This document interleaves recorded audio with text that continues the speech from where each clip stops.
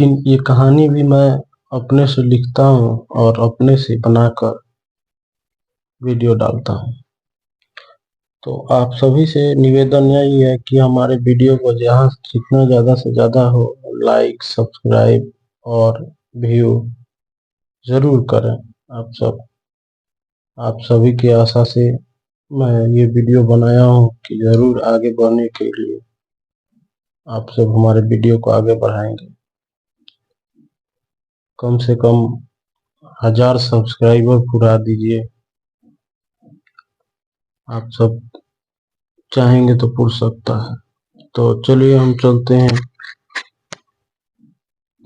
तो बदले की आग भाग 5 सुनाने जा रहे हैं। हिमांशी का जन्म महाराष्ट्र के गोरेगांव में हुआ था। हिमांशी के जन्म से पहले उसके सभी घर वालों, उसके माँ बाप, दादा दादी, चाचा चाची सभी गांव के ही एक छोटे से घर में रहते थे और उनका गांव के ही बाजार पर छोटा सा कपड़े का दुकान था और खेती बाड़ी थी जिसके सहारे जिंदगी का खींच के गुजर बसर हो रहा था। घर में हिमांशी के पिता रतन लाल और उसके चाचा मदन लाल, यह 2 भाई थे। अपने पिता के 2 बेटे रतन लाल का विवाह हो चुका था और उसके विवाह को 10 वर्ष बीत चुके थे, मगर उससे अभी तक कोई संतान न हो पाई थी। इस चिंता से रतनलाल जी और रहकर डूब जाता था, मगर हिमांशी के माता पिता की कोई औलाद नहीं थी। इस वजह से रतनलाल की पत्नी हिमांशी की माँ घर के कार्यों के साथ साथ पूजा पाठ में भी बहुत आगे की ओर बढ़ रही थी।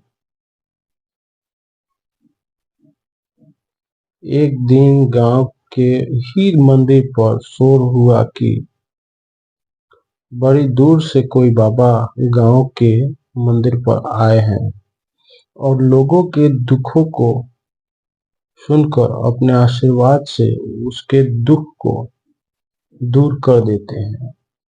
देखते देखते गांव पर उस मंदिर पर मेला लग गया था। दिन रात पूजा पाठ, मंत्र उच्चारण प्रारंभ हो गए थे और उसी मंदिर के प्रांगण में एक आओ घर बाबा अपने चौकी पर बैठे लोगों को आशीर्वाद दिए जा रहे थे। औघर बाबा। यह सुनकर एक दिन हिमांशी की माँ रतनलाल को मंदिर बाबा के पास चलने के लिए मनाने लगी। बोलने लगी कि अजी आप सुनते हो और समझते क्यों नहीं?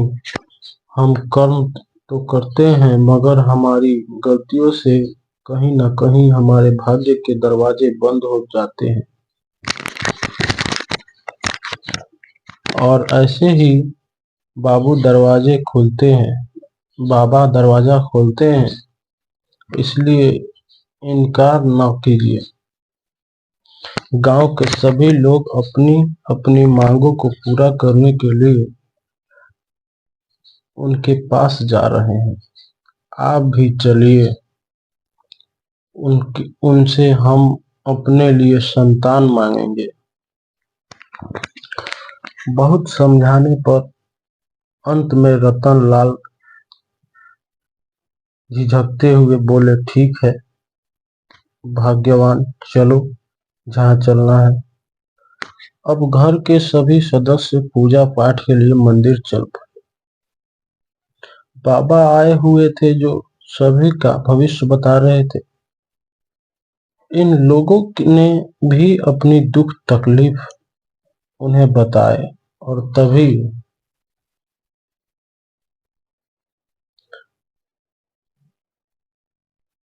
और तभी बाबा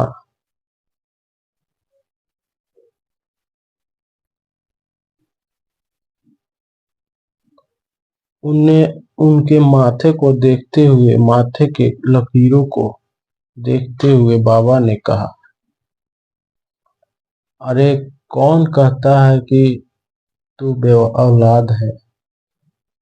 तू चिंता न कर, बहुत जल्द अब तेरे गोद भी भरेगी और तुम्हारे दुख भी दूर हो जाएंगे, क्योंकि बहुत दिनों के बाद तुम्हारे कुल में, वंश में तुम लोगों का भाग्य बदलने के लिए तुम्हारे यहाँ एक पुत्री आने वाली है।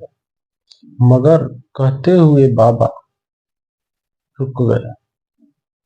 मगर क्या बाबा, मगर क्या बाबा, वह तो कहिए, उत्सुकता से हिमांशी के पिता ने कहा।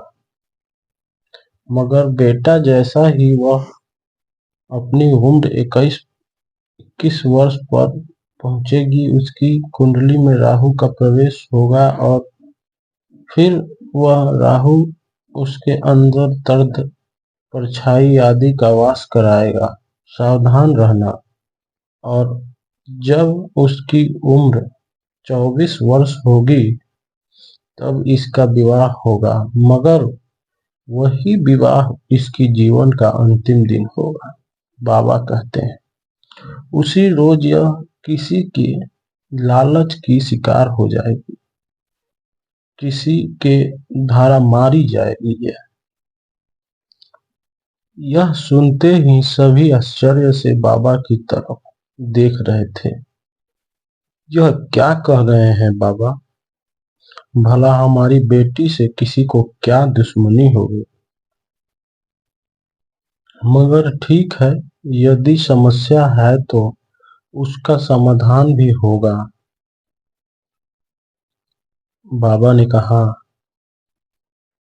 हाँ तुमने सही कहा, अगर समस्या है तो समाधान भी है उसका। इसके लिए जातिका को, यानी तुम्हारी बेटी को, किसी नदी के किनारे पर किसी पंडित पुजारी के साथ लगातार 72 घंटों का राहु का जाप करके उसका दशांश हवन पूजन मार्जन करना होगा। तभी वह उस बाधा से, उस विपत्ति से बच सकती है, वरना 24वां वर्ष उसके लिए बड़ा ही खतरनाक होगा, बड़ा दुखदाई होगा। तभी हिमांशी के चाचा ने उत्सुकता से कहा, मगर क्या होगा बाबा, यह भी तो बता दीजिए, आखिर कैसे होगा? तभी बाबा ने कहा, यह सब तो नहीं बता सकता, मगर बस इतना कह सकता हूँ कि जो समय मैंने तुम्हें बताया है, उस समय में इस बच्ची का बहुत ही अधिक ध्यान रखना होगा, क्योंकि यह तुम्हारे भाग्य की चाबी बनकर आएगी और यदि इसे कुछ हो गया तो तुम लोग फिर से एक बार अपनी पुरानी जिंदगी में लौट जाओगे। इसलिए इसका ध्यान रखना और 24वें साल विशेषकर, और जो उपाय बताया है उसे करा लेना, तुम्हारा कल्याण होगा। कहते हुए बाबा उन्होंने अपने हाथों में कुछ भस्म निकाला और उसे देते हुए बोले, जा ले जा, इसे रोज अपने पेट पर लगाना, बहुत जल्द तुम्हें संतान होगी। फिर वह अपनी आंखों को उनकी ओर आंखों में डालकर उन्हें माथे पर आशीर्वाद देते हुए बोला, ईश्वर तुम्हारी और तुम्हारे बच्चों की रक्षा करें। हर हर महादेव।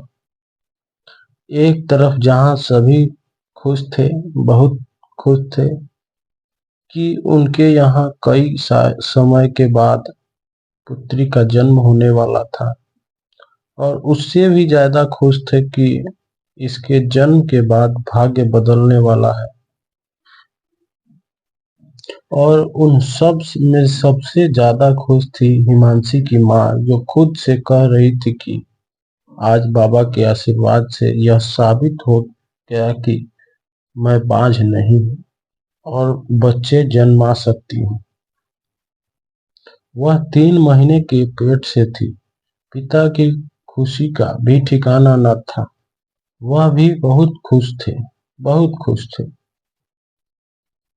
मगर अचानक से खुशी के बीच में जब बात 21वां से 24 की आती है तो वह सहम जाते थे, कांप जाते थे कि पता नहीं क्या होने वाला है मेरे पुत्री के साथ।